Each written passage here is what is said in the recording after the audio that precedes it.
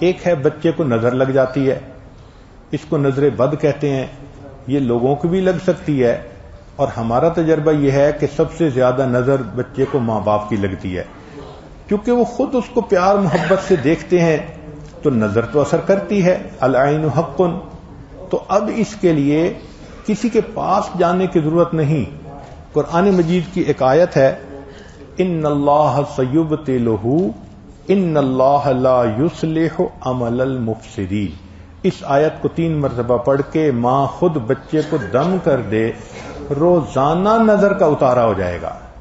اور بچہ دیکھیں بڑا کام ڈاؤن ہو جائے گا۔ اکثر بیبیز ویسے ہی پیارے لگتے ہیں، اور اگر خوبصورت ہوں تو پھر تو اور ہی کچھ بات ہوتی ہے۔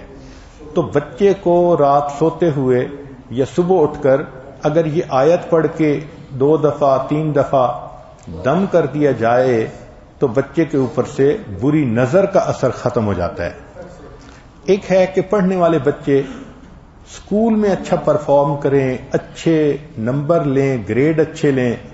ان کو جو چیزیں یاد کریں وہ یاد ہو جائیں، اس کے لیے قرآن مجید میں الم نشرح لک صدرک ایک سورت ہے، وہ بچے کو یاد کروا دیں اگر بچہ اس عمر کا ہے، اور وہ بچہ پڑھنے سے پہلے، اسٹڈی کرنے سے پہلے، چاہے کلاس میں ہو، چاہے ٹیوشن میں ہو، چاہے ہوم ورک کر رہا ہو، الم نشرح لک صدرک سورت کو پڑھ کے اپنے سینے پہ ایک دفعہ پھونک دے۔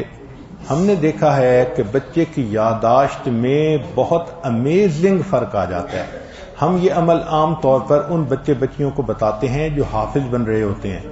ان کو میمورائزیشن میں پرابلم ہوتی ہے، تو الحمدللہ سینکڑوں حفاظ پر تجربہ کیا ہم نے،